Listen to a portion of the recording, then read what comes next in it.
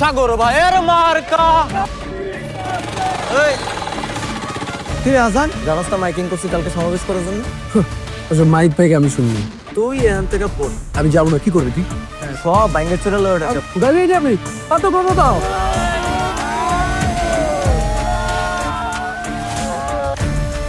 আমি বাবু রাস্তা বন্ধ করে কি করছো তোমরা? সভা করার জন্য পারমিশন নিছো? এটা কি বলে? এটা আমাদের এলাকা, এখানে সমাবেশ করার জন্য কার পারমিশন? এলাকা কি তোর নিজের রে? ওই অন্তত 24 ঘন্টা আগে পারমিশন নিতে হয়, এটা জানো? আর রাস্তায় সমাবেশ করা তো নির্বাচন আচরণবিধির লঙ্ঘন। এটা কি করেছো? প্রতীক 3 মিটারের বড় হলে আর ছবি 60 সেন্টিমিটারের বেশি হলে প্রার্থিতাই বাতিল। বলেন কি স্যার? তাহলে আমরা এই যে এত টাকা পয়সা খরচ করে বিশাল বিশাল রঙিন পোস্টার করলাম, পোস্টার বানানোই তো নিষিদ্ধ।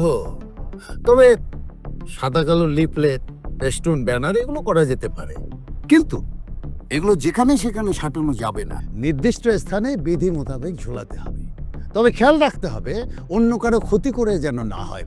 হায় হায়, এত নিয়ম আরো আছে। আরো আছে। হ্যাঁ, প্রতীক, প্রার্থী এবং দলীয় প্রধানের প্রত্যেক ছবি ছাড়া আর কোনো ছবি দেয়া যাবে না।